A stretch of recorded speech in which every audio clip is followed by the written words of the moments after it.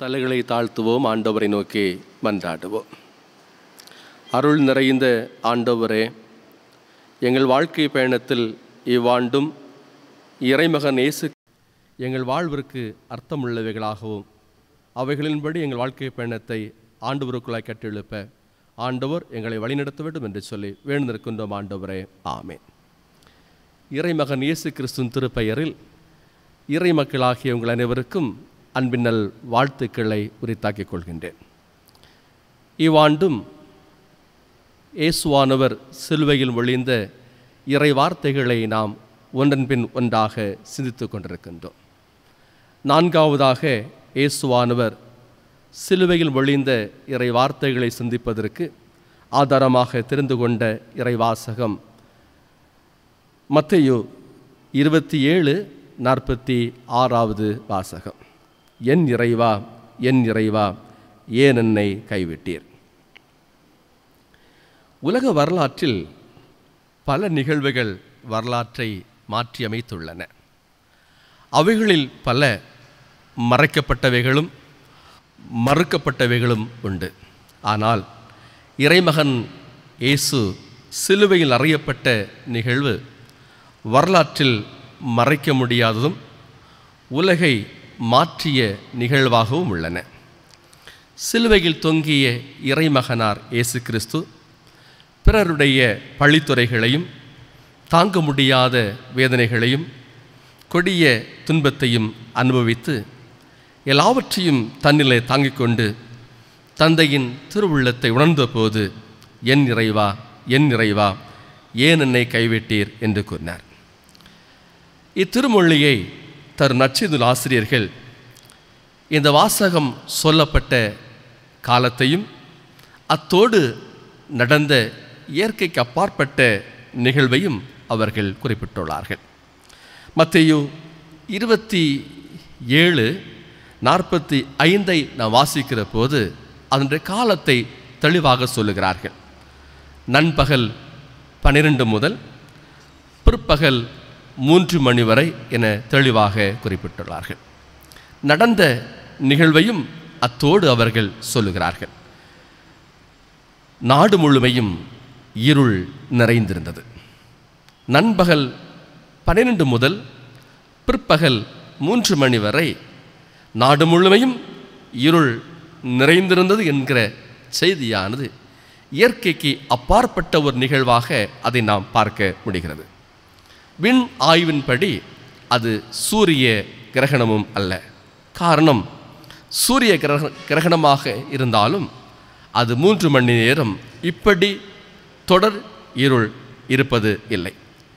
இப்படிப்பட்ட இயற்கைக்கு அப்பாற்பட்ட நிகழ்வு நடைபெற்ற சூழலில் இயேசுவானவர் கூறினார், என் இறைவா, என் இறைவா, ஏன் என்னை கைவிட்டீர் என்பதாகும். இந்த கூற்றை அலசி பார்த்தால் சில வினாக்கள் நம் உள்ளத்திற்குள்ளாய் எழுவது உண்டு.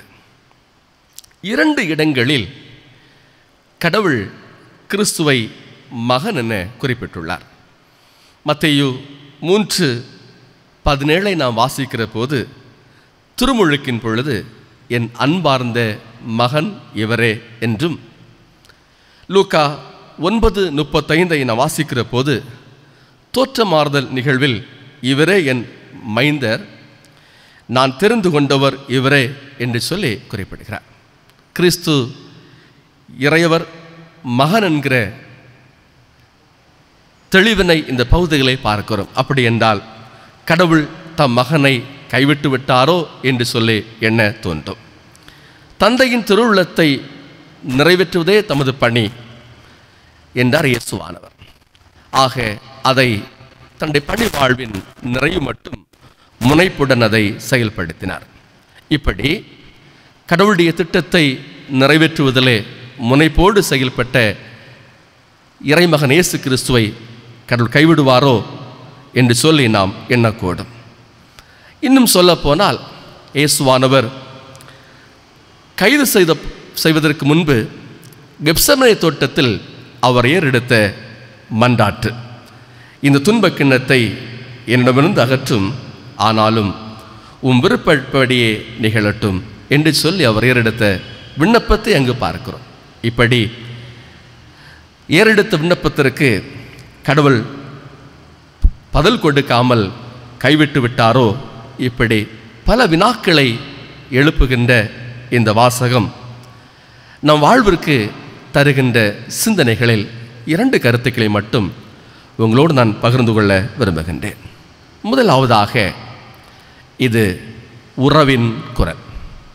உறவின் குரல்.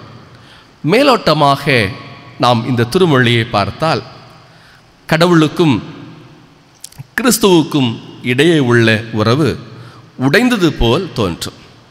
எப்படியெனில், ஏன் என்னை கைவிட்டீர் என்கிற கூற்று அத்தகைய சிந்தனையைத்தான் நமக்கு தரும். ஆனால் சற்று ஆழமாக அந்த வாசகத்தை நாம் அலசி பார்ப்போம் என்றால், இறை உறவை வெளிப்படுத்துகின்ற ஒன்றாக, கடவுளுக்கும் கிறிஸ்துவுக்கும் இடையே உள்ள உறவை வலுப்படுத்துகிற ஒரு கூற்றாகவே தான் அதை நாம் பார்க்க முடியும். லூக்கா 15:11 முதல் 32 வரை உள்ள வாசகங்களில் நாம் இயேசுவானவர் கூறிய இளைய மகன் ஓமையை பார்க்கின்றோம். தந்தையிடமிருந்து தமக்குரிய எல்லாவற்றையும் பெற்றுக்கொண்டு தன்னுடைய விருப்பத்தின்படி வாழ்வதற்காய் சென்ற இளைய மகன் தாறுமாறாக வாழ்ந்தபடியால் தம்முடைய உடைமைகள் எல்லாவற்றையும் இழந்து போனார். வறுமையிலே தள்ளப்பட்டார். இப்படிப்பட்ட ஒரு சூழலில் தான் அறிவு தெளிவு பெறுகின்றார். லூக்கா 15:21 நாம் வாசிக்கிற போது, அறிவு தெளிவு பெற்ற மகன் தந்தையிடத்தில் மீண்டும் வருகின்றார். ஆக தந்தையை சந்தித்த போது அவர் கூறிய கூற்று, தந்தையே, உமக்கும் கடவுளுக்கும் விரோதமாக நான் பாவம் செய்தேன். இனிமேல் உம்முடைய மகன் என்று சொல்வதற்கு கூட நான் தகுதியற்றவன் என்று சொல்லி தந்தையை அந்த உறவு நிலையிலே தந்தையே என்று சொல்லி அழைப்பதை பார்க்கின்றோம். ஆக நீர் வேண்டாம் என்று சென்ற மகன் மீண்டும் தந்தையிடத்தில் வந்தபோது அந்த உறவின் அடிப்படையில் தன்னுடைய மகன் என்று சொல்லக்கூடிய உறவு நிலையிலே ஏற்றுக்கொண்டது போல எங்கள் இயேசுவானவரும் சிலுவையில் நின்றவாறு தமக்கும் கடவுளுக்கும் இடையே இருக்கின்ற உறவை ஆழமாக வெளிப்படுத்துவதற்காக என் இறைவா என் இறைவா என இருமுறை அழைத்து தன்னுடைய இறை உறவினை வெளிப்படுத்துவதாக நாம் பார்க்கின்றோம். இயேசுவானவருக்கும் கடவுளுக்கும் இடையே இருக்கின்ற உறவினை யோவான் நற்செய்தியாசிரியர் 2 இடங்களிலே அதை தெளிவாக சொல்லுகிறார். யோவான் 10:30 வாசகத்தில் இயேசுவானவர் சொல்லுகிறார், நானும் தந்தையும் ஒன்றாயிருக்கிறோம். யோவான் 14:9 இயேசுவானவர் சொல்லுகிற போது, என்னை காண்பது தந்தையை காண்பது ஆகும் என்று சொல்லி குறிப்பிடுகிறார். இந்த 2 வாசகங்களும் கிறிஸ்துவுக்கும் கடவுளுக்கும் இடையே இருக்கின்ற அந்த பிரிக்க முடியாத உறவை வெளிப்படுத்துகின்ற வாசகங்களாக உள்ளது. ஆகவே தான் சிலுவையில் தொங்கிய இறைமகனார் இயேசு கிறிஸ்து என் இறைவா என் இறைவா ஏன் என்னை கைவிட்டீர் என்று கூறியது அது நம்பிக்கையின் இழந்து போன ஒரு சூழல் அல்ல. தம் பாடுகளிலும் வேதனைகள் நடுவிலும் இறை உறவை வெளிப்படுத்துகின்ற வார்த்தையாக உள்ளது.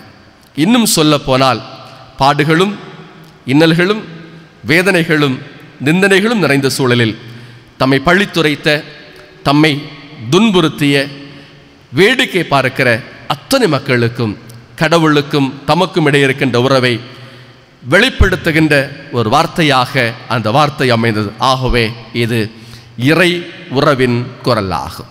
நிறைவாக அது உரிமையின் குரல். உரிமையின் குரல். கிறிஸ்து சிலுவையின் வழியாக மானுடத்தை பாவத்திலிருந்து மீட்டார். பழைய ஏற்பாட்டில் சொல்லப்படுகிற பாவ பரிகார பலிகள் அனைத்தும் கிறிஸ்து சிலுவையில் பலியானதால் அவை முற்று பெற்றன. மானுடத்தின் பாவத்தை கிறிஸ்து தம்மிலே சுமந்து நமக்கு பதிலியாக சிலுவையில் தம்மையே ஒப்புக் கொடுத்தார். இதை ஏசாயா இறைவாக்கினர் தம்முடைய இறைவாக்கிலே தெளிவாக சொல்லியிருக்கிறார். ஏசாயா 53:4 முதல் 7 வரை உள்ள இறைவாசகங்களில் நாமோ அவர் கடவுளால் கைவிடப்பட்டார், வதைக்கப்பட்டார், நொறுக்கப்பட்டார், சிறுமைப்படுத்தப்பட்டார் என்று எண்ணுகிறோம். உண்மை அதுவன்று. அவரே நம் குற்றங்களுக்காக காயப்பட்டார், நம் தீச்செயல்களுக்காக நொறுக்கப்பட்டார், நமக்கு நிறைவாழ்வை அளிக்க தண்டிக்கப்பட்டார். அவர் தம் காயங்களால் நாம் குணமாகிறோம் என்று சொல்லி அதனை தெளிவாக அந்த பகுதியிலே விளக்குகிறார். இத்தகைய கொடுமையான சூழலை சிலுவையில் அனுபவித்த இயேசு கிறிஸ்து கூறியது தான், என் இறைவா, என் இறைவா, ஏன் என்னை கைவிட்டீர். இந்த கூற்று நம்பிக்கை இழந்து போன சூழலில் இயேசுவானவர் கூறியது அல்ல. மாறாக கடவுளுக்கும் இறைமகனுக்கும் இடையே இருந்த உறவின் அடிப்படையில் உரிமையோடு இயேசுவானவர் கூறிய குரல் ஆகும், எழுப்பிய குரல் ஆகும். கிறிஸ்துவுக்கும் அந்த மகன் என்று சொல்லக்கூடிய உரிமையை கடவுள் கொடுத்திருக்கிறார். திருமறையில் 2 இடங்களை நாம் அதை தெளிவாக வெளிப்படையாக நாம் பார்க்க முடியும். மத்தேயு 3வது அதிகாரம் 17வது வாசகத்தை நாம் வாசிக்கிற போது, திருமுழுக்கு முனிவர் யோவானிடத்தில் இயேசுவானவர் திருமுழுக்கை பெற்றுக்கொள்கின்றார். திருமுழுக்கை அவர் பெற்றுக்கொள்கிற போது கடவுளின் ஆவியார் புறா வடிவிலே அவர் மீது வந்து இறங்குகிறார். அப்படி இறங்குகிற போது விண்ணகத்தில் ஒலித்த குரல் மிகவும் முக்கியமான ஒன்று. என் அன்பார்ந்த மகன் இவரே, இவர் பொருட்டு நான் பூரிப்பு அடைகிறேன். என் அன்பார்ந்த மகன் இவரே, இவர் பொருட்டு நான் பூரிப்பு அடைகிறேன். ஆக இறைமகன் என்று சொல்லக்கூடிய அங்கீகாரத்தை கடவுள் கிறிஸ்துவுடைய திருமுழுக்கிலே கொடுப்பதாக நாம் பார்க்கின்றோம். இன்னும் லூக்கா 9:28 முதல் 36 வரை உள்ள இறை வாசகங்களை நாம் வாசிக்கிற போது, உயர்ந்த மலை ஒன்றில் இயேசு கிறிஸ்து தம் சீடர்களாகிய பேதுரு, யோவான், யாக்கோபு ஆகிய 3 வரையும் அழைத்து கொண்டு இறைவண்டல் செய்வதற்காக அங்கு செல்கின்றார். ஆக உயர்ந்த மலையில் தம்முடைய சீடர்களோடு இறைவண்டலில் இருக்கிற போது அவருடைய முகம் தோற்றம் மாறுகிறது. இதனை அவருடைய சீடர்கள் கவனித்தார்கள். அப்பொழுது அங்கு தொனித்த குரல் மிகவும் குறிப்பிடத்தக்கது. இவரே என் மகன், நான் தெரிந்து கொண்டவர் இவரே. இவரே என் மகன், நான் தெரிந்து கொண்டவர் இவரே. இயேசு மகன் என்று சொல்லக்கூடிய உறவு நிலையை அங்கு இந்த பகுதி உறுதிப்படுத்துகின்றதாக நாம் பார்க்கின்றோம். அன்புக்குரிய இறை மக்களே, கிறிஸ்துவின் இந்த உறவு நிலையின் உரிமை குரலாக வெளிப்படுத்ததாக, என் இறைவா, என் இறைவா, ஏன் என்னை கைவிட்டீர் என்று சொல்லி இயேசுவானவர் கூறினார். சிமிர்னா திருச்சபையில் திருப்பணியை நிறைவேற்றிய ஆயர் திருச்சபை தந்தைகளாகிய போலிகார்ப் என்பவர் ஆவார். அவருடைய 86வது வயதில் ரோமை ஆளுநர் அவரை கைது செய்கிறார், விசாரிக்கிறார். அவருடைய வயதின் முதுமையை பார்த்த அந்த ஆளுநர் அவரை பார்த்து சொல்கிறார், நீங்கள் கிறிஸ்துவை நிந்தனை செய்துவிட்டு கிறிஸ்தவத்தை விட்டு வெளியே வாருங்கள் என்று சொல்லி குறிப்பிட்டார். அப்பொழுது அந்த ஆளுநரை பார்த்து ஒரு தெளிவான ஒரு பதிலை போலிகார்ப் சொல்லுகிறார். நான் 86 ஆண்டுகளாக உயிர்த்த கிறிஸ்துவுக்கு நான் சேவை செய்கின்றேன். இந்த 86 ஆண்டு காலமும் அவர் எந்த தவறும் எனக்கு செய்யவில்லை. அப்படிப்பட்ட என் ராஜாவை, என் மீட்பரை நான் எப்படி நிந்தனை செய்ய முடியும் என்று சொல்லி தெளிவாக அந்த ரோமை ஆளுநருக்கு முன்பாக அவர் பதில் சொன்னார். இது உயிர்த்த மீட்பராகிய கிறிஸ்துவுக்கும் போலிகார்ப்பிற்கும் இடையிருந்த பற்றுதி சார்ந்த உறவின் உரிமை குரலாக நாம் அதனை பார்க்க முடியும். அதை போலத்தான் இயேசுவானவரும் தம்முடைய பாடுகளிலும் இன்னல்களிலும் கொடிய துன்பத்தையும் வேதனையும் அனுபவித்த சூழலே தமக்கும் கடவுளுக்கும் இடையே இருந்த உறவினை வெளிப்படுத்துகின்ற அளவில் உரிமை குரலாக, என் இறைவா, என் இறைவா, ஏன் என்னை கைவிட்டீர் என்று சொல்லி அங்கு குறிப்பிட்டார். அன்புக்குரிய இறை மக்களே, இயேசுவானவர் சிலுவையில் மொழிந்த 4வது திருமொழியை நாம் சிந்தித்தோம். அது அவநம்பிக்கையில் கைவிடப்பட்ட நிலையில் இயேசுவானவர் கூறிய கூற்று அல்ல, மாறாக அது நம்பிக்கையின் கூற்று ஆகும். கடவுளுக்கும் தமக்கும் இடையே இருந்த உறவினை வெளிப்படுத்துகின்ற ஒரு கூற்றாகவும், கடவுளும் தமக்கும் இடையே இருக்கின்ற உரிமையை வெளிப்படுத்துகின்ற ஒரு கூற்றாகவும் அமைந்தது என நாம் சிந்தித்தோம். பாடுகள் நிறைந்த வாழ்க்கை பயணத்தில் நாம் பயணிக்கிற போது, பாடுகளையும் இன்னல்களையும் வாழ்க்கை பயணத்தில் சந்திக்கிற போது, இறை நம்பிக்கையில் தடமாறி தடம் புரண்டு செல்கிற இறை மக்களாக அல்ல, மாறாக கிறிஸ்து தன்னுடைய பாடுகளிலும் இன்னல்களிலும் கடவுளோடு இருக்கின்ற உறவில் ஒன்றித்து இருந்தது போல நாமும் இறை உறவில் ஒன்றித்திருப்போம். இறை உறவில் வாழ்க்கை பயணத்தை கற்றெழுப்போம். இறை ஆசையை சொந்தமாக்குவோம். ஆண்டவர் தாமே இந்த வார்த்தையின் வழியாக நம் அத்தனை பேரையும் ஆசிரியத்து வழி நடத்துவாராக. ஆமென்.